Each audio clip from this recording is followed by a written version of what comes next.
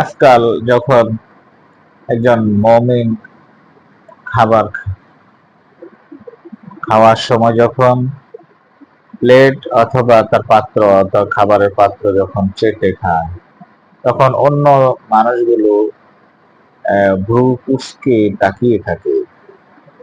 কিন্তু যারা এমন নিন্দনীয় ভাবে লক্ষ্য করে, তারা কিন্তু মুসলমান, তারা কেউ কিন্তু বেদিন না।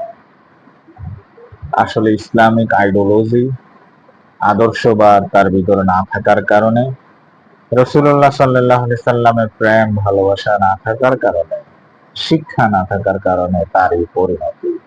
আসুন আমরা জেনে নেই বিষয়টুকুন কোথায় থেকে এসেছে। আমাদের রাসূল সাল্লাল্লাহু আলাইহি সাল্লাম এই আমলটুকুন করতেন কিনা, এই কাজটুকুন করতেন কিনা। عن انس رضي الله تعالى عنه قال كان رسول الله صلى الله عليه وسلم يعجبه السفل রাহ তিরমিজি আও কামা ক্বালা আলাইহিস সালাতু ওয়াস সালাম। হযরত আনাস রাদিয়াল্লাহু তাআলা আনহু থেকে বর্ণিত, তিনি বলেন, খাদ্য পাত্রের তল চাট নিচে লেগে থাকা অংশ রাসূল সাল্লাল্লাহু আলাইহি ওয়াসাল্লাম মোহিত করত।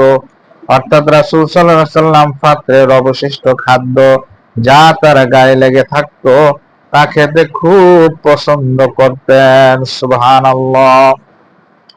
আজকের বিজ্ঞান বলে খাদ্যের যত উপাদান আছে খাবার খাওয়ার সময়, এগুলো আস্তে আস্তে কি প্লেটের মধ্যে লেগে থাকে। এটা যারা খেয়ে নেবে তাদের অনেকগুলো অসুস্থতা থেকে আল্লাহ মুক্তি দান করবেন। তার মধ্যে অন্যতম হলো পেটের পীড়া। আল্লাহ রাব্বুল আলামিন রাসূলুল্লাহ সাল্লাল্লাহু আলাইহি সাল্লামের শানে এই মুহূর্তে আমরা একটি দুরূদ সালাম পড়ে যাতে সেলুট দিতে পারি। সবাই বলি সাল্লাল্লাহু আলাইহি ওয়াসাল্লাম।